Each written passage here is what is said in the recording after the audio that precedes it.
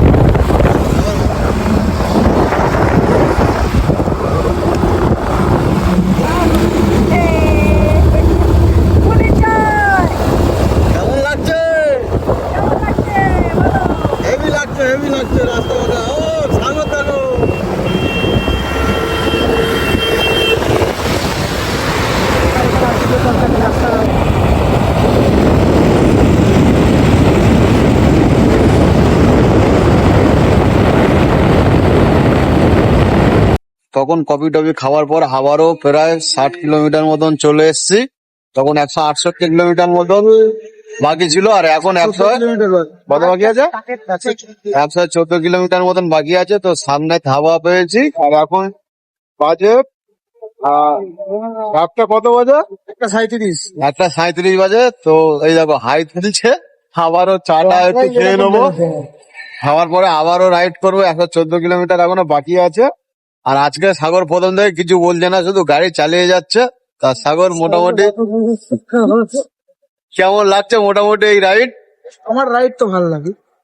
এর আগে তো আমি এর আগেও রাইড করে এসেছি। হ্যাঁ, ভোরবেলা 3টের সময় বেরিয়েছিলাম। আর আজকের সাগর আবার সকালবেলা বার হয়েছিল ভোর 3টের সময় বড়মার ওটা 6টার সময় গেছে। 6টার সময় বার হয়েছিল বড়মার মন্দিরে নৈহাটিতে। ওখান থেকে পুজো দিয়ে আসার পরে আবারও আজ মানে তারাপীঠে বার হয়েছি। তো আজকাল দুখানায়। আর তোমার তো তোমার এই ফার্স্ট টাইম 4 চাকা করে, এর আগে বৃন্দাবনে গেছো 4 চাকা করে, মুম্বই গেছো 4 চাকা করে, তারাপীঠ গেছো 4 চাকা বোম্বে করে, দিল্লি সব হয়ে গেছে। 4 চাকা করে গেছো। কিন্তু সেটা একটা আলাদা এক্সপিরিয়েন্স। ফার্স্ট টাইম মানে আর বাইকে কিংবা স্কুটিতে যাচ্ছে, এটা কেমন এক্সপিরিয়েন্স লাগছে? পিছনে দেখো তোমার ওই ধাক্কা মেরে দিল, ভয়ে। তো যাই হোক, এখন কিছু খাওয়া দাওয়া করবো, আর তারপরে তো এখনো অনেক যাওয়ার আছে। সবে মানে 2টো বাজতে প্রায় 20 মিনিট বাকি আছে। আমার ফোনটা তো যাই হোক, আমাদের পিছনে এই যে ধাবা একটা পেয়েছি, এখানে চা চলো, কিছু হেঁটে খাবো, খাবার পরে আবার রওনা দেবো।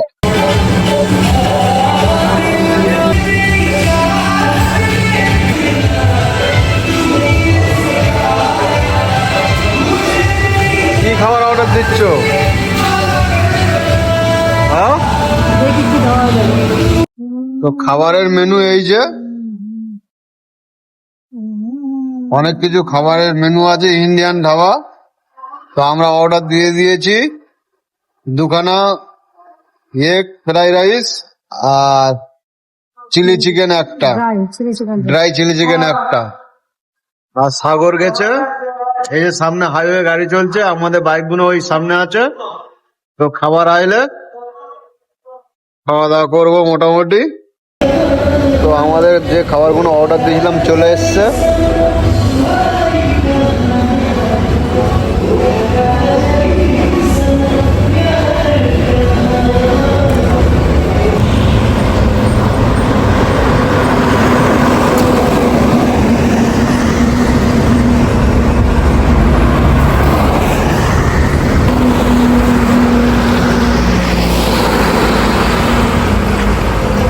আমাদের খাওয়া দাওয়া শেষ হয়ে গেছে, আর রাস্তার উপরে চলে এসেছি।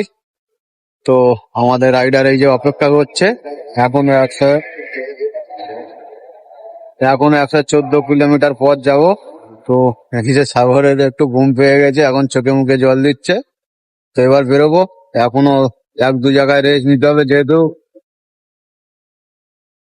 114 কিলোমিটার রাস্তা, আরো মাঝখানে 2বার গ্যাপ দেবো। 3:30 বেজে গেছে, আর আমরা যে কানেক্টার রাস্তাটা ধরেছি, তো এখনো বেশ যেতে অনেকটাই বাকি আছে। এই ঘুষকোড়া 12 কিলোমিটার, কামারপাড়া, বানপাড়া রেল স্টেশন, বড় চৌমাথা, তো এখনো সোজা যেতে হবে। আর দেখুন হেভি শুনশান রাস্তার মাঝে মাঝে 2-1খানা গাড়ি যাচ্ছে। চলো চলো,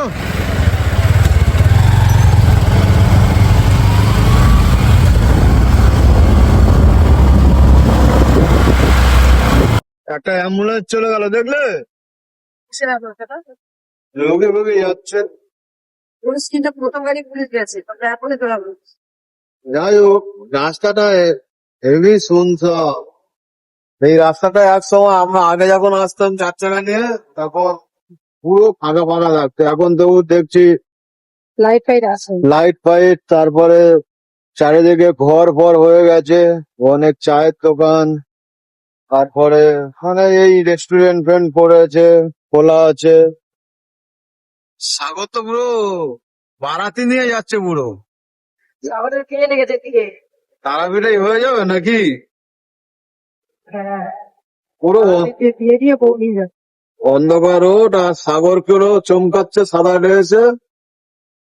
ঠিক আছে, সাগরকে বিয়ে দিয়ে নিয়ে আসা হবে।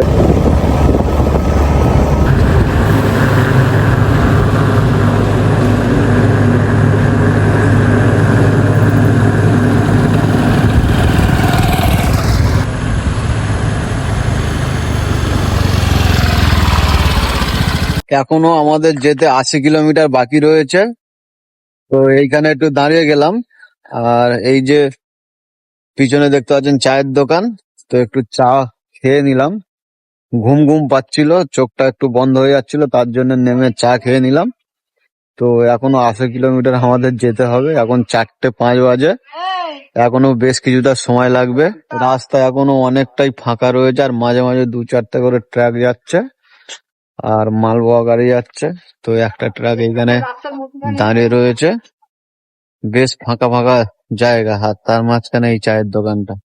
চাটা খেয়ে নিলাম, এবার বেরোবো।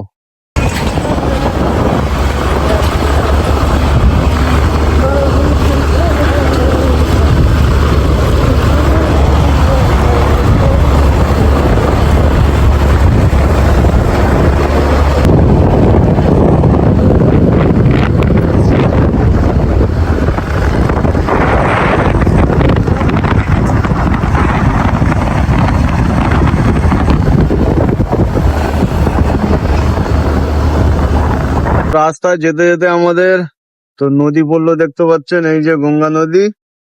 আর এই যে ব্রিজটা, ব্রিজের উপর দিয়ে যাচ্ছি। আর এই পাশ দিয়ে দেখতে পাচ্ছেন ট্রেন লাইন, আর ভোর হয়ে এসছে। ভোরের পরিবেশটা দেখতে পাচ্ছেন কতটা সুন্দর লাগছে চারিদিকে। এখন বাজে 5টা বাজে। এই দিক থেকে আমরা এসছি, আর ওই যে দেখুন ট্রেন লাইনটা।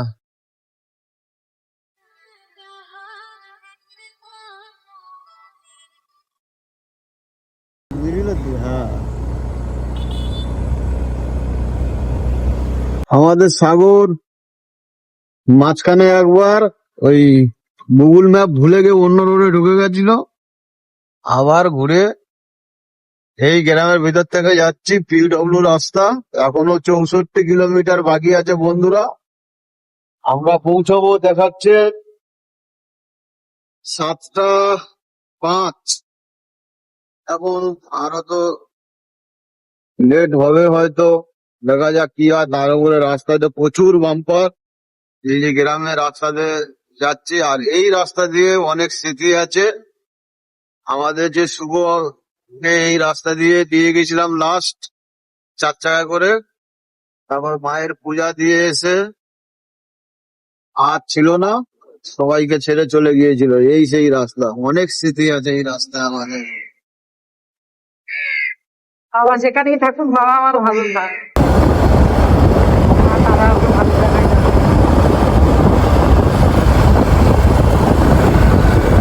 আর এখন আমরা কোপাই নদী পার হচ্ছি। আর এই হলো কোপাই নদীর ব্রিজ। আর এই যে নদীর অবস্থা এখন বেহাল, আগের মতন নদী আর নেই, তবে জলের টানটা বেশ ভালোই রয়েছে। এই যে জলের টান যাচ্ছে ভালো। আর দেখুন সকালবেলা কত লোক এখানে মাছ ধরছে কোপাই নদীতে, যে নদীটা আমাদের সতীপীঠ, মায়ের অন্যতম সতীপীঠ কঙ্কালীতলা। এই যে আশেপাশে রয়েছে 4 কিলোমিটারের মধ্যে। তো সেই নদী কঙ্কালীতলা মায়ের মন্দিরের পাশ থেকে যে কোপাই নদী গিয়েছে, সেই কোপাই নদীটা এটাই। আর এদিকে রয়েছে ট্রেন লাইন, যেটা রামপুর হাটের দিকে গিয়েছে। সামনে বোলপুর, এইদিকে আমরা বোলপুর স্টেশনের দিক থেকে চলে এলাম। আর এই রেল লাইনটা এই যে সোজা গিয়েছে, আর এই যে কোপাই নদী আসছে। ঘুম পেয়ে যাচ্ছে মাঝে মাঝে এনার। আর আমাদের যেতে এখনো 50 কিলোমিটার মতন বাকি রয়েছে। সকালবেলা পরিবেশটা বন্ধুরা খুবই সুন্দর লাগছে। আর মায়ের অন্যতম সতীপীঠ এই যে 3 কিলোমিটার আগে রয়েছে কঙ্কালীতলা। তো এর আগের বার আমি এসেছিলাম যখন তারাপীঠে, তো তখনই মায়ের সতীপীঠ কঙ্কালীতলার ভিডিও রয়েছে আমার ফোনে। তবুও যাওয়ার সময় ফের আর একবার মায়ের কঙ্কালীতলা মন্দিরের ভিডিও বানানোর ইচ্ছা আছে। মানে তারাপীঠ থেকে ঘোরার সময় কঙ্কালীতলায় যাব। তো যাওয়ার সময় মায়ের সতীপীঠের যে মন্দিরটি রয়েছে সেই মন্দিরে আরো একটি ভিডিও করব। আর এখন আমরা যাব আগে তারাপীঠ।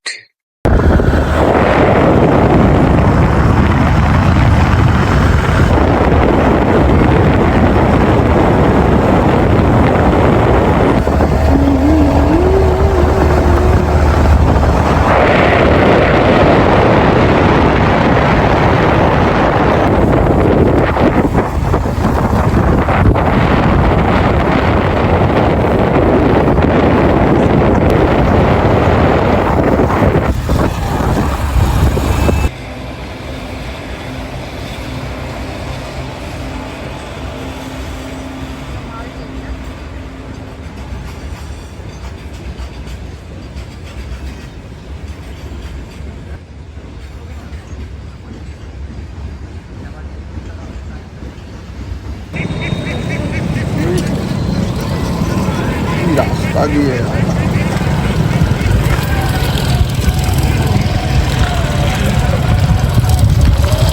তারাপীঠে এখনো ঢুকতে পারিনি, আর 14 কিলোমিটার মতন বাকি আছে। তো এইখানে আমরা একটু দাঁড়িয়ে গেলাম। সাগর আর ওর ঘুম লেগে গেছে, তো চোখে মুখে জল দিচ্ছে। তো এখানে চারিপাশটা ঘুরে ঘুরে দেখাচ্ছি। এখানে খুব সুন্দর দেখতে পাচ্ছেন জঙ্গল আছে, আর এই যে দেখতে পাচ্ছেন পুরোটাই চাষ হয়েছে। আর এই যে পাশ দিয়ে রেল লাইন যাচ্ছে, তো এই রেল লাইনটা, এই যে রেল লাইনটা এটাই চলে গেছে রামপুরহাট, তারপরে কাঞ্চনজঙ্ঘা এক্সপ্রেস যায়। তো এসে গেছি প্রায়, আর 14 কিলোমিটার মতন বাকি আছে। এখন 7টা বাজে, আর 15-20 মিনিটের মধ্যে আমরা মন্দিরের পাশে ঢুকে যাব। ফাইনালি আমরা তারাপীঠে চলে এসেছি বন্ধুরা। তো 15-20 মিনিট হলো চলে এসেছি। আর যে হোটেলটা আমরা উঠি, যে দাদাটা আমাদের সবই করে দেয় এই তারাপীঠের থাকে, তো চেনাশোনা রয়েছে, তো সেই আমাদের সবকিছু করে দেয়, পূজার ব্যবস্থা থেকে শুরু করে হোটেল ফোটেল। তো আগের বার যে হোটেলে ছিলাম সেই হোটেলের সামনে আমাদের এই যে বাইকগুলো দাঁড় করিয়ে হোটেলে খানিকক্ষণ বসেছিলাম। মানে এতটা কষ্ট হচ্ছে, সারা রাত থেকে কোনো ঘুম নেই, বাইক চালিয়ে এসেছি। আর খুব মানে পূজা দেওয়ার কথা দুপুরে ছিল, ভাবছি যে পূজা এখন দুপুরে দেবো না, আর পূজা দেবো মোটামুটি একটু ঘুমিয়ে নেবো, 2-3 ঘন্টা ঘুমিয়ে নেবো, ফ্রেশ হবো, রেস্ট করবো, ঘুমাবো, তারপরে পূজা দেবো। আর কোন হোটেলটা মোটামুটি উঠেছি সেটাও দেখিয়ে দিচ্ছি। এর আগেও এসে এই হোটেলে ছিলাম, আবারও বলছি তারাপীঠে আমাদের একটা দাদা রয়েছে, তো সেই দাদাকে আসার সময় ফোন করে দিয়েছিলাম, সেই সবকিছু অ্যারেঞ্জ করে দেয়, পূজার সবকিছু হোটেল ফোটেল। তো আগের বার এই হোটেলে অ্যারেঞ্জ করেছিল, এবারও ফোন করে দিয়েছিল। তো সেই হোটেলটাই আমি আপনাদেরকে দেখিয়ে দিচ্ছি। দেখতে পাচ্ছেন এই যে সামনে বেশ কিছুটা দূরে, ওই 200-300-400 মিটার দূরে ব্রিজ আছে। আর এই যে একটা বিল্ডিং দেখা যাচ্ছে এর পাশ থেকে, তো মন্দিরটা বেশি দূর নয়, 300 মিটারের মতন দূরে। আর এই যে হোটেলটা, এই হোটেলটা তারামা লজ। তো আগের বার যখন ছিলাম নিচে তখন কাজ হচ্ছিল, তখন কমপ্লিট, নিচের তলাটা কমপ্লিট ছিল না। তো এই হচ্ছে গিয়ে দাদাটা কথা বলছে। আর আমাদের বাইক দুটো এই যে দাঁড় করানো রয়েছে, আরো একজন ভিতরে বসেছিল, আমিও ভিতরে বসেছিলাম। তো সারা রাত বন্ধুরা গাড়ি চালিয়ে আসার পর তো সারা রাত তো ঘুমই হয়নি। তো এখানে আস্তে আস্তে 7টা সাড়ে 7টা বেজে গেছে। আর আমরা যে হোটেলটা উঠছিলাম আপনাদের সামনেটুকু দেখিয়েছিলাম, তারামা লজ। আগের বার আমরা এসছিলাম তখন ওইখানে ছিলাম। আর আমাদের এখানে যে একটা দাদা রয়েছে, তো আমরা ফোন করে দিয়েছিলাম, ওই আগেই বলেছি অষ্টম দা। তো পুজো থেকে শুরু করে সমস্ত কিছু অ্যারেঞ্জমেন্ট সবই উনি করে দেয়, এমনকি লাইনে ফাইনে দাঁড়াতে হয় না, ঠাকুরের কাছে গিয়ে সবই করে দেয়। তো পুজো এখনো দিইনি, এখন 5টা বাজে। তো সবে ঘুম থেকে উঠলাম, আর একবার দুপুরে ঘুম থেকে উঠেছিলাম, তো উঠে শুধু ভাত ফাত খেয়েছি, খেয়ে আবারও শুয়ে পড়েছিলাম। তো এখন ঘুম থেকে উঠে সবাই রেডি ফেডি এই যে হয়ে গেছি, আর আমরা যাবো এখন পুজো দিতে। আর বন্ধুরা, যে তারামা লজটা আমি সামনের থেকে দেখেছিলাম আগের বার যে উঠেছিলাম, তো সেই লজে তো আমরা উঠিনি, কারণ ওখানে রুম ছিল না, ওপরে শুধু অনলি একটা রুম ছিল, তো ওখানে ওই এসি ফেসি ছিল না, আর গরমের সময় ছোট রুম, তার জন্য তার পাশের রুম তারাশ্রী লজে আমরা উঠেছি।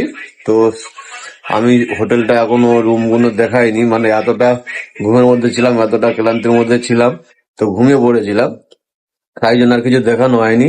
তো এখন যে মানে লজ হোটেল আমরা উঠেছি সেই হোটেলের রুম টুকগুলো আমি আপনাদেরকে সব দেখিয়ে দিচ্ছি। মানে যে হোটেলটা উঠতাম দেখেছিলাম তার ঠিক পাশে তারাশ্রী হোটেল।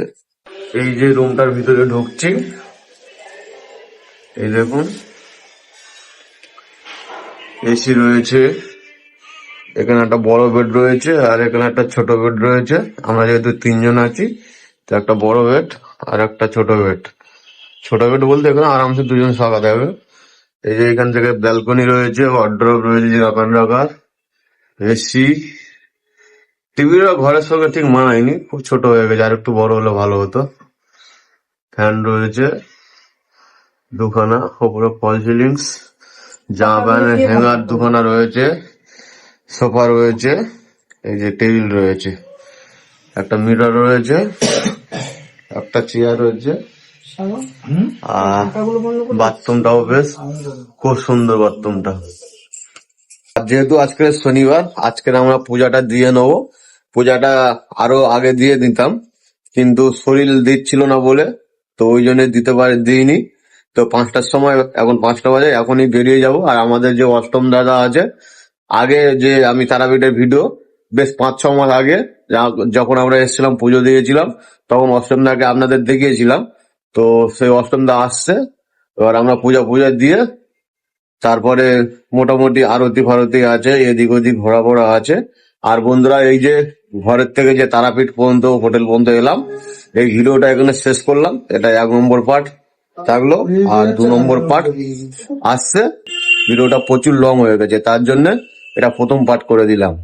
আর সেকেন্ড পার্টও আসছে, মানে পূজা দিতে যাব, তাছাড়া তারাপীঠের বিভিন্ন জায়গা নিয়ে সেকেন্ড পার্ট থাকছে। ভিডিও এখানে শেষ করব। ভিডিও যদি ভালো লাগে তাহলে অবশ্যই লাইক, কমেন্ট, শেয়ার, অবশ্যই সাবস্ক্রাইব করে দেবেন। আর যারা নতুন ফেসবুক থেকে দেখছেন তারা পেজটিকে ফলো করে দেবেন। যারা নতুন ইউটিউব থেকে দেখছেন চ্যানেলটিকে সাবস্ক্রাইব করে দেবেন। দেখা হচ্ছে আবার অন্য ভিডিও নিয়ে। ততক্ষণে সবাই ভালো থাকবেন, সুস্থ থাকবেন। আর বন্ধুরা সবাই একটু সাপোর্ট করবেন প্লিজ। টাটা।